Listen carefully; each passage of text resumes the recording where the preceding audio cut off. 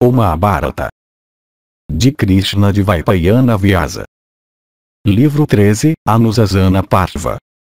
Capítulo 94. Maldições por Rishis e Indra quando Agastya tem seus caules de lótus roubados. Bhishma disse. Em relação a isto é citada a velha história dos juramentos, feitos por muitos rishis um depois do outro, na ocasião de uma viagem para águas sagradas. O melhor dos Bharatas, o ato de roubo foi feito por Indra, e os juramentos foram feitos por muitos rishis reais e regenerados. Uma vez os rishis, tendo se reunido, procederam para o Prabhasa ocidental. Eles tiveram uma conferência lá a qual resultou em uma decisão de sua parte de visitar todas as águas sagradas sobre a terra. Lá estavam Sakra e Angiras e Kavi de grande erudição e Agastya e Narada e Pravata, e Brigu e Vasishta e Kasyapa e Gautama e Visvamitra e Jamadagni, ó o rei. Lá estavam também o Rishi Galava, e Ashtaka e Bharadvaja e Arundhati e os Valaklias, e Sivi de Lipa e Nausha e Anvarisha e o nobre Yayati Dundumara e Poru. Estes principais dos homens, colocando Satakratu de grande alma, o matador de Vritra, em seu lugar de honra, foram para todas as águas sagradas, uma após outra, e finalmente chegaram ao Kausiki altamente sagrado no dia da lua cheia no mês de Magha. Tendo-se purificado de todos os pecados por abluções realizadas em todas as águas sagradas, eles finalmente procederam para o muito sagrado Brahmasara. Banhando-se naquele lago, aqueles rishis dotados de energia como aquela do fogo começaram a colher e comer os caules dos lótus. Entre aqueles brahmanas, alguns tinham arrancado os caules dos lótus e alguns os caules da Nimpoyastelata.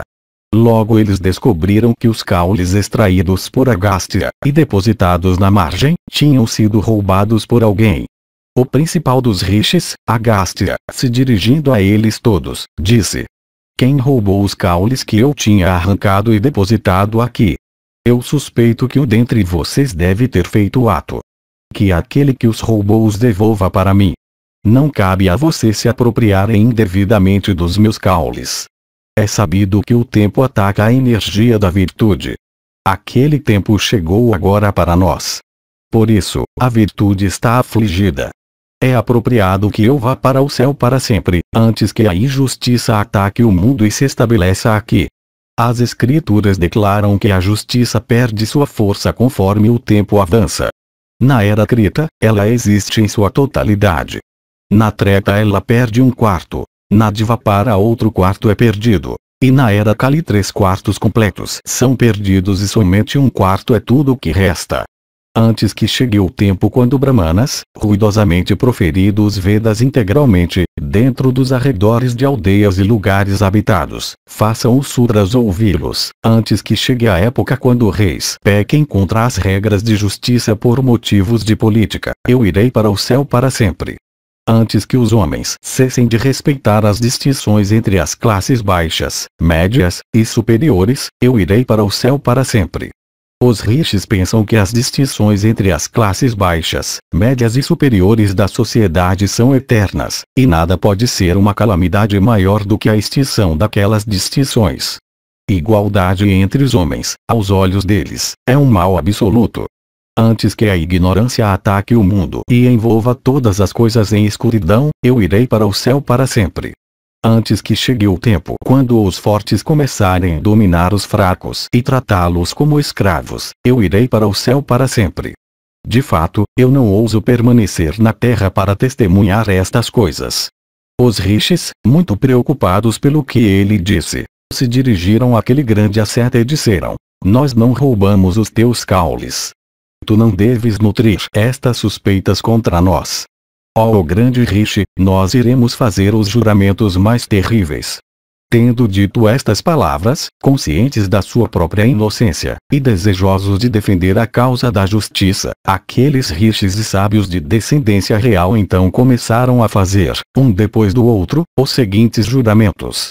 Brigu disse: que aquele que roubou teus talhos censure quando censurado, ataque quando atacado, e coma a carne que está ligada à espinha dorsal de animais, mortos em sacrifícios. O perdão é o dever de um Brahmana. Abandonar o perdão é abandonar o dever. Criticar quando criticado e atacar o atacante são transgressões graves no caso de um Brahmana. A ideia de retaliação nunca deve entrar no coração do Brahmana, pois o Brahmana é o amigo do universo. Seu comportamento em direção ao amigo e ao inimigo deve ser igual. Comer a carne que se liga à espinha dorsal de um animal morto também é uma transgressão grave. Vasishtha disse que aquele que roubou teus talhos negligencie seus estudos védicos, controle cães de caça, e tendo se dedicado à classe mendicante viva em uma cidade ou município. Um mendicante religioso deve sempre vagar pela terra, dormindo onde a noite o alcança. Para tal homem residir em uma cidade ou município é pecaminoso. Kasyapa disse que aquele que roubou teus talhos venda todas as coisas em todos os lugares, se aproprie indevidamente de depósitos, e de evidências falsas. Gautama disse que aquele que roubou teus talhos viva, mostrando orgulho em todas as coisas, com uma compreensão que não vê todas as criaturas com um olhar imparcial, e sempre se entregando à influência do desejo e da ira. Que ele seja um cultivador do solo, e que ele seja inspirado pela malícia. Arar a terra é uma transgressão para um Brahmana. Angiras disse que aquele que roubou teus caules seja sempre impuro. Que ele seja um Brahmana criticável por seus delitos. Que ele controle cães de caça. Que ele seja culpado de brahmanicídio. Que ele seja avesso às expiações depois de ter cometido transgressões. Dundumara disse que aquele que roubou teus caules seja ingrato com seus amigos. Que ele tome nascimento em uma mulher surda. Que ele coma sozinho qualquer alimento bom, disponível em casa, sem dividi-lo com outros. Bom alimento nunca deve ser comido sozinho. Ele deve ser sempre dividido com filhos e empregados. Dilipa disse que aquele que roubou teus caules desça para aquelas regiões de miséria e infâmia que estão reservadas para aquele Brahmana que reside em uma aldeia que tem somente um poço e que tem união sexual como uma mulher surda. Uma vila que tem somente um poço deve ser abandonada por um Brahmana, pois ele não deve retirar água de semelhante poço que é usado por todas as classes da população. Poro disse que aquele que roubou teus caules adote a profissão de médico. Que ele seja sustentado pelos lucros de sua esposa. Que ele retire seu sustento de seu sogro. Sukra disse que aquele que roubou teus caules coma a carne de animais não mortos em sacrifícios. Que ele tenha união sexual durante o dia. Que ele seja um empregado do rei. Jamadagni disse que aquele que roubou teus caules estude os Vedas em dias ou ocasiões proibidos. Que ele alimente amigos em sradas realizados por ele. Que ele coma no srada de um Sudra. Sivi disse que aquele que roubou teus caules morra sem ter estabelecido um fogo para culto diário. Que ele seja culpado de obstruir o desempenho de sacrifícios por outros. Que ele brigue com aqueles que são praticantes de penitências. E Ayati disse que aquele que roubou teus caules seja culpado de ter união sexual com sua mulher quando ela não está em sua época e quando ele mesmo está no cumprimento de um voto e tenha madeixas emaranhadas em sua cabeça. Que ele também desrespeite os Vedas. Nausha disse que aquele que roubou teus caules viva no ambiente doméstico depois de ter se dirigido ao voto de mendicância. Que ele haja de qualquer maneira que lhe agrade, e sem moderação de qualquer tipo, depois de ter passado pelos ritos iniciatórios em vista de um sacrifício ou uma observância solene.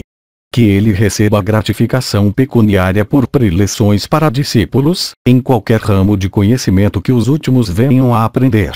Anvarisha disse que aquele que roubou teus caules seja cruel e injusto em seu comportamento para com mulheres e parentes e vacas.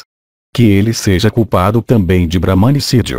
Narada disse que aquele que roubou teus caules seja alguém que identifica o corpo com a alma.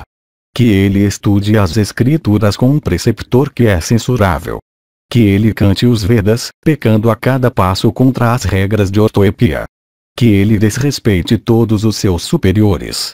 Nabhaga disse que aquele que roubou teus caules fale mentiras e discuta com aqueles que são justos. Que ele entregue sua filha em casamento depois de aceitar uma gratificação pecuniária oferecida por seu genro. Kavi disse: que aquele que roubou teus caules seja culpado de golpear uma vaca com seu pé. Que ele urine encarando o sol. Que ele rejeite a pessoa que procura proteção em suas mãos. Visvamitra disse: que aquele que roubou teus caules se torne um empregado que se comporta com falsidade em direção a seu patrão. Que ele seja o sacerdote de um rei. Que ele seja o Ritvik de alguém que não deva ser ajudado em seus sacrifícios. Parvata disse: que aquele que roubou teus caules seja o chefe de uma aldeia. Que ele faça viagem sobre jumentos. Que ele controle cães de caça para seu sustento. Bharadvaja disse: que aquele que roubou teus caules seja culpado de todos os deméritos que vêm a ser daquele que é cruel em seu comportamento e falso em palavras. Ashtaka disse: que aquele que roubou teus caules seja um rei desprovido de sabedoria, caprichoso e pecaminoso em seu comportamento, e disposto a governar a terra injustamente. Galava disse: que aquele que roubou teus caules seja mais infame do que um homem pecaminoso. Que ele seja pecaminoso em suas ações em direção aos seus amigos e parentes. Que ele divulgue as doações que ele faz para outros. Arundhati disse: que aquela que roubou teus caules fale mal de sua sogra. Que ela sinta repugnância por seu marido. Que ela coma sozinha qualquer comida boa que chegue à sua casa. Os Valaklias disseram: que aquele que roubou teus caules permaneça sob um pé na entrada de uma aldeia, para ganhar sua subsistência. Que ele, enquanto conhecendo todos os deveres, seja culpado de todas as infrações. A penitência que está envolvida em permanecer sob um pé deve ser praticada, como todas as outras penitências, nas florestas. Praticar uma penitência no caminho que leva a uma vila para que as pessoas possam ser induzidas a fazer doações é uma transgressão de um tipo grave. Sunasaka disse: que aquele que roubou teus caules seja um brahmana que dorme em felicidade, tendo desconsiderado seu homa diário. Que ele, depois de se tornar um mendicante religioso, se comporte de qualquer maneira que lhe agrade, sem observar qualquer restrição.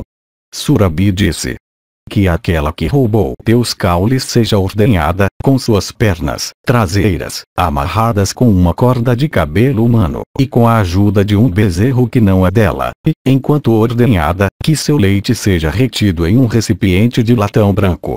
Algumas vacas que são indóceis têm suas pernas traseiras amarradas com uma corda enquanto elas são ordenhadas. Se a corda for feita de cabelo humano, supõe-se que a dor sentida é muito grande. Obter a ajuda de um bezerro pertencente a outra vaca é considerado como pecaminoso. Para a vaca também, o processo de sugar não pode ser agradável. Se o leite é mantido em um recipiente de metal branco, ele se torna inadequado para deuses e convidados. Bhishma continuou: depois que os rishis e os sábios reais tinham feito estes diversos juramentos, o rei Kuru, o chefe de 1000 olhos das divindades, cheio de alegria, lançou seus olhares no enfurecido Rishi Agastya. Dirigindo-se ao Rishi que estava muito zangado pelo desaparecimento dos seus talhos de lótus, Magavati assim declarou que estava se passando em sua mente. Ouça, ó rei, quais foram as palavras que Indra falou no meio daqueles rishis regenerados, e celestes e sábios reais. Sakra disse: que aquele que roubou teus caules seja possuidor do mérito daquele que entrega sua filha em casamento para um brahmana que tem cumprido devidamente o voto de Brahmacharya ou que estudou devidamente os samas e os yajus. Que ele também tenha um mérito de alguém que passa pelo banho final depois de completar seu estudo do Atharva Veda. Que aquele que roubou teus caules tenha um mérito de ter estudado todos os Vedas. Que ele seja cumpridor de todos os deveres e justo em seu comportamento. De fato, que ele vá para a região de Brahman. Agastya disse: tu, ó matador de Vala, proferiste uma bênção em vez de uma maldição. É evidente que tu pegaste meus caules. Dê eles para mim, pois este é o dever eterno. Indra disse: ó santo, eu não removi teus caules levado pela cobiça. De fato, eu os removi pelo desejo de ouvir este conclave narrar quais são os deveres que nós devemos cumprir. Não cabe a ti dar vazão à ira. Os deveres são os principais dos rutis. Os deveres constituem um caminho eterno para cruzar o mar do mundo. Eu escutei a este discurso dos rishis sobre deveres, que é eterno e imutável, e que transcende toda mudança. O discurso é chamado de eterno e imutável porque seu assunto assim o é. Deveres são verdades eternas. Então, ó o principal dos brahmanas eruditos, pegue de volta estes teus caules. Ó o santo, cabe a ti perdoar minha transgressão, ó tu que és livre de todas as imperfeições. Bhishma continuou, assim endereçado pelo chefe das divindades, o asceta, isto é, Agastya, que tinha ficado muito zangado, pegou os seus caules de volta. Dotado de grande inteligência, o rishi ficou contente. Depois disto, aqueles habitantes das florestas procederam para diversas outras águas sagradas. De fato, se dirigindo para aquelas águas sagradas, eles realizaram suas abluções em todos os lugares.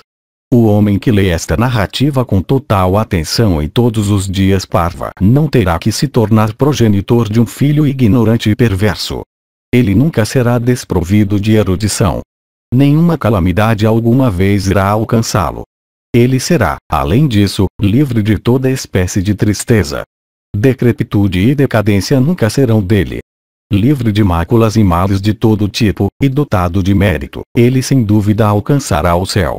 Aquele que estuda este sastra cumprido pelos rishis, com certeza, ó o príncipe de homens, chegará à região eterna de Brahman, que é cheia de bem-aventurança.